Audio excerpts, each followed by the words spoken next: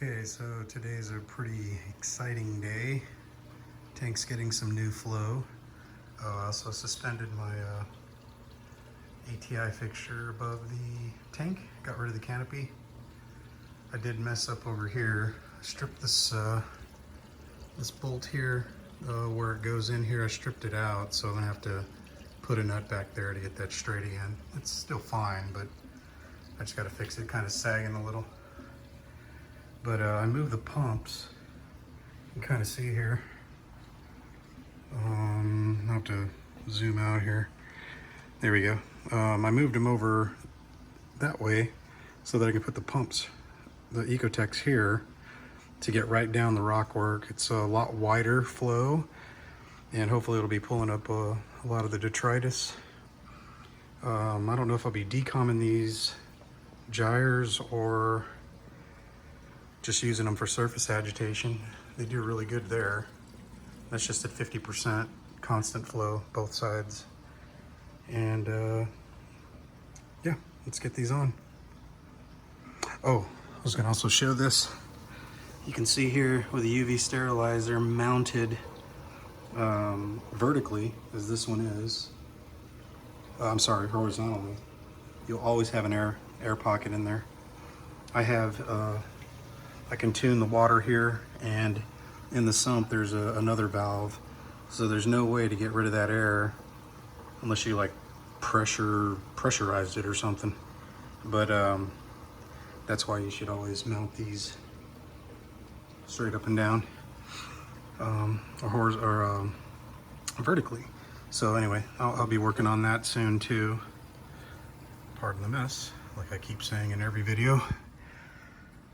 But yeah, we'll see how this works out. I'm gonna put them on here in a second. Okay, no big deal, but these were packaged really well. The box was almost perfect. And here is the dry side, wet side, foam already attached. Or the little thing here, semi anemones. It's kind of ugly. Hopefully that'll tighten up a little in the tank. And here's the controller. Here's the spacers.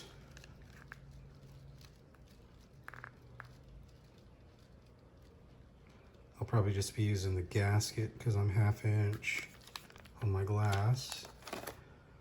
And yeah, I'll open this other one up and get them in there.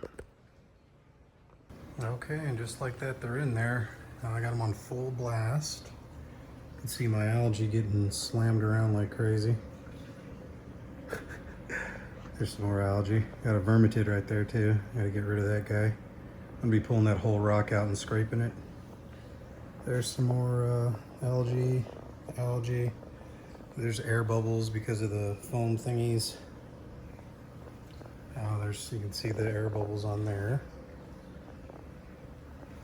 And give it a little time to settle in.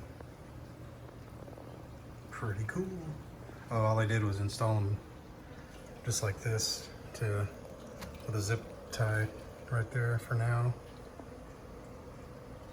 So now I just gotta get the Mobius app going. Be right back.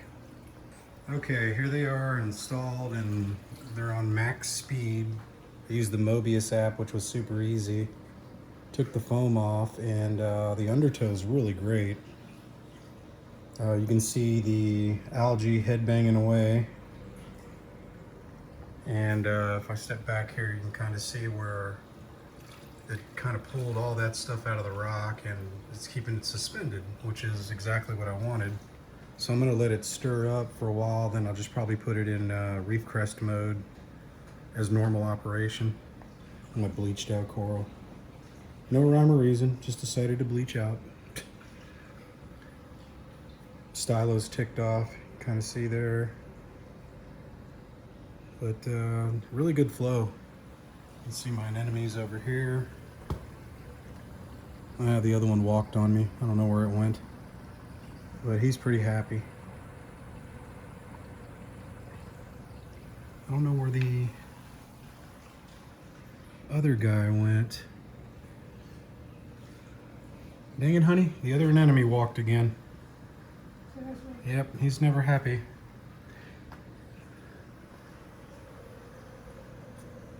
I don't see it anywhere, but you can see I got a nice nasty film of algae growing everywhere. And these pumps are really quiet. I'm right next to it and you can't even hear it. Pretty surprised. But yeah, anyway, that's I'm gonna let it get all stirred up, then I'll put it in Reef Crest, and I'll probably leave these guys on for a while. They're Max Spec Gyre, or I'm sorry, Ice Cap Gyre 4Ks. I may just sell them. These are doing pretty good. Here's surface agitation. Not as good, of course, as the gyres, but plenty good for what we do. So I don't know. I could always lift those too, because you can see, oops, I almost tripped. You can see here, they're almost at the center of the tank. If I moved them up, you know, to about right here, I'd have even better surface agitation. So, I don't know, food for thought. Anyway, that's it. See how it goes.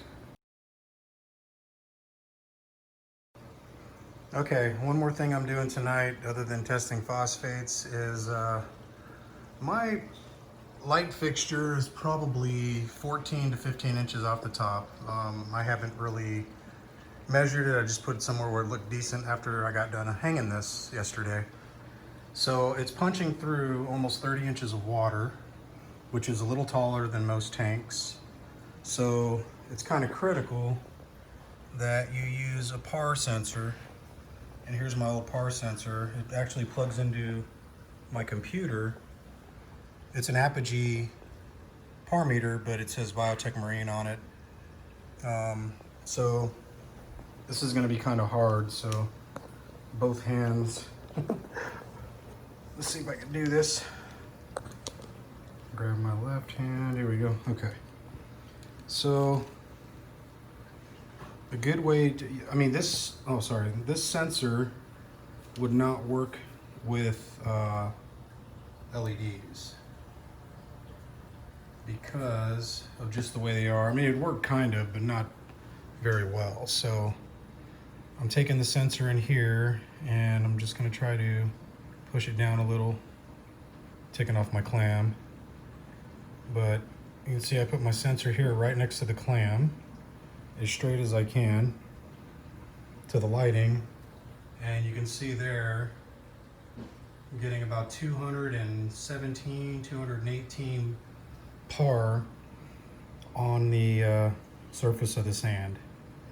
If I take to the highest peak here, which is about right here, I gotta kind of straighten this out a little. There we go, like so. As straight as I can. There we go. We're sitting at about 480-ish to 485. So that's the reason I like the ATI fixture. I'm gonna turn this off and then I'm gonna check PAR on just the Reefbrites alone. I'll just leave this right here for now and I'll be right back.